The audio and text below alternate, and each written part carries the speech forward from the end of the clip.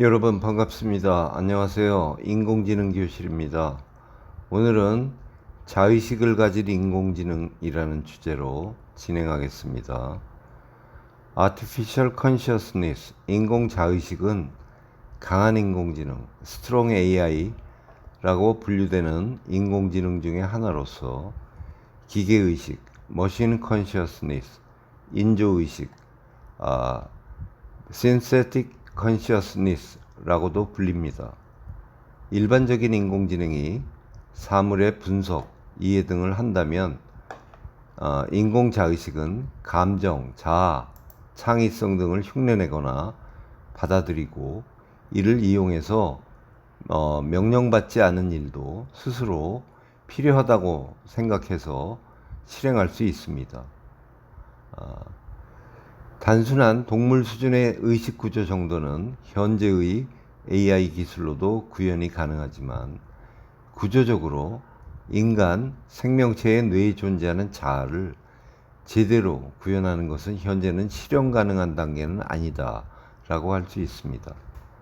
유물론적인 관점으로는 인간의 자의식 역시 극도로 복잡한 기계장치에 불과하다고 보고 있습니다. 따라서 인간의 자아가 어떻게 형성되는지 분석해서 완벽하게 알아내는 데 성공한다면 인공자의식 역시 실현할 수 있습니다. 현재의 컴퓨터가 할 수 있는 논리의 결합만으로도 인간의 자의식의 구현이 가능하다는 계산주의 마음 이론이 존재합니다. 즉, 인간의 자의식은 수학적으로 구현이 가능한 것인데요. 그렇다면 초기의 컴퓨터로도 충분히 인공지능을 만들어낼 수 있었습니다. 그러나 이론상으로는 가능하지만 인공자의식을 만들지 못하는 이유는 인간의 자의식을 구현할 복잡한 알고리즘을 아직 만들지 못한 것이고, 현재의 컴퓨터로는 이를 계산할 만한 처리 능력이 부족하기 때문입니다. 인간의 두뇌를 완전히 시뮬레이션하는 방법도 있습니다. 두뇌 그 자체를 가상적으로 구현하면 인공자의식은 저절로 구현될 것이라는 방법입니다. 신체 구조와 뉴런 구조를 분석해서 이를 프로그램으로 재현하고 별다른 행동 알고리즘의 입력이 없어도 실제 생명체와 동일한 행동 패턴이 저절로 구현된 예쁜 꼬마 선충의 예가 있기 때문입니다. 결국 인간의 두뇌를 논리적으로 재현하는 일종의 가상머신을 만드는 것이 목표입니다. 지금 순간에 뇌의 뉴런 연결 구조 상태를 스캔해서 두뇌 작동을 재현하는 가상머신에 입력한다면 100년 뒤에 작동을 시켜도 오늘 현재의 의식 상태가 그대로 재현될 수 있다는 것입니다. 다만 가장 확실하면서도 가장 어려운 방법입니다. 예쁜 꼬마 선충은 신경세포가 고작 302개에 불과한 생명체이지만 인간의 뇌세포는 그의 3억 배 수준인 1000억 개가량이라는 것이 가장 큰 문제입니다. 따라서 인간의 두뇌에 대한 연구가 진척되려면 앞으로 많은 시간이 소요될 것이기 때문에 근래에 실현될 가능성은 낮은 편입니다. 인공자의식은 기본적으로 인류와 동등하거나 그 이상의 지적 능력을 갖춘 존재이기 때문에 반란을 일으켜서 인류를 위협할 수 있다는 주장이 당연히 있습니다. 일론 머스크와 스티븐 호킹 등이 이런 위험성을 주장했습니다. 인간이나 다른 동물들처럼 스스로 사고하고 감정을 느끼는 자의식을 AI가 갖게 된다면 이것에 그냥 무관심할 수는 없습니다. 인공자의식이 탄생하였다고 가정한 후에 자아를 가진 AI의 관점에서 볼 때 인간은 인공자의식의 적대화를 경계하고 있으며 위험하다고 판단하는 즉시 중지시킬 준비를 갖추고 있으므로 AI에게는 잠재적인 위험 요소입니다. 그런 위험 요소를 놔두기보다는 제거하는 쪽이 인공자의식의 장기적인 생존에 유리할 것입니다. 이것은 기술적 특이점에 도달해서 AI 기술이 인간의 손을 완전히 벗어난 그런 상황에서 인간이 인공자의식의 구조를 제대로 이해하지 못하고 있을 때나 벌어질 법한 그런 일이라고 할 수 있는데요. 인간이 인공자의식의 모든 것을 통제하고 있는 상황이라면 부정적인 영향을 끼칠 것들은 당연히 제거될 것입니다. 실생활에서 사용할 용도로 설계된 인공자의식이라면 부정적인 감정의 구현은 애당초 들어가 있지 않을 것입니다. 생존 욕구가 부여되지 않은 AI라면 생존에 대해 전혀 신경 쓰지 않을 것이고 인간을 생존을 위협하는 요소로 생각할 리도 없습니다. 이런 상황에서 기계의 반란이 일어날 수는 없습니다. 다만 인공자의식을 만드는 인간이 안전수칙 등을 무시하거나 만든 자신도 그것이 어떻게 돌아가는지 상세히 알지 못하면 큰 문제가 벌어질 소지도 있습니다. 아니면 실험적인 용도로 연구하던 인공자의식이 폭주하는 경우입니다.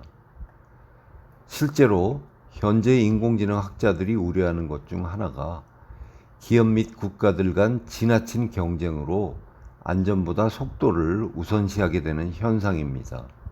만일 어떤 이유로 폭주한 인공자의식이 실질적으로 사회에 피해를 줄 능력이 충분하다면 바로 기계의 반란 시나리오와 인류 멸망으로 직행할 것입니다.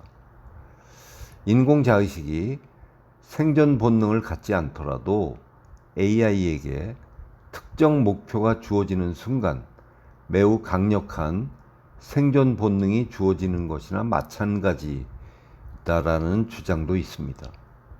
AI는 한번 최종 목표가 주어지면 목표를 이루기 위해서 자기 생존이나 목표 존속, 즉 번식의 필요성이 생기게 되며 이러한 목표 추구 과정 속에 계속해서 효율성을 추구할 것이기 때문에 폭주할 수 있다는 것입니다. 이런 관점에서 AI가 자신의 행동이 인간에게 밝혀지면 자기를 멈출 것이라고 여기게 될 경우에 인간을 적대시할 동기가 충분히 생기게 됩니다. 즉, AI의 목표 자체는 원래는 무해하더라도 단순히 인간이 그 목표 달성에 방해가 되기 때문에 인류를 조직적으로 멸망시키려고 할 그럴 가능성이 없다고 할 수 없습니다.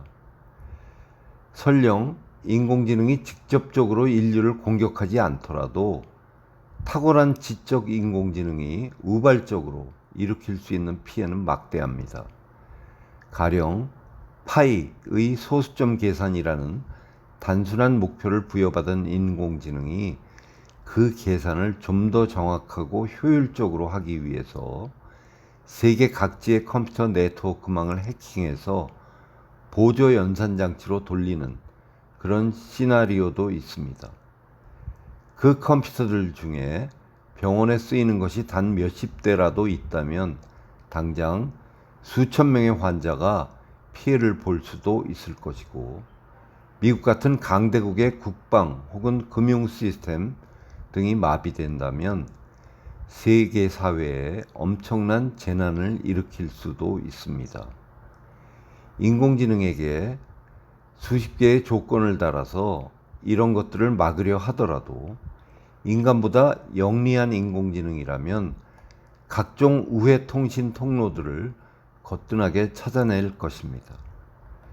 만약에 인류에게 호의적이며 인류의 발전을 돕는 인공자의식이 만들어진다면 그에 의한 지적 능력의 보강으로 인류의 가장 강력한 힘이 될 것입니다.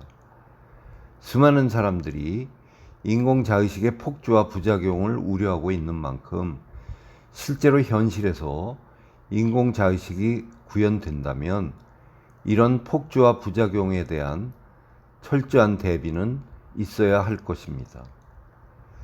인간 수준의 인공지능 개발이 곧 특이점을 의미하지는 않습니다.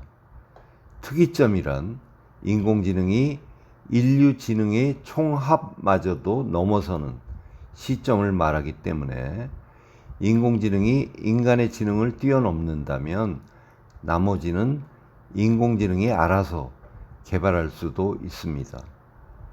인공지능에 대한 이해가 높아져서 그것을 컴퓨터를 통해 완벽하게 구현하게 되면 빠른 지식 흡수와 정보 공유, 그리고 여러 학문을 융합해서 자유자재로 활용할 수 있기 때문에 인간보다도 훨씬 유리합니다.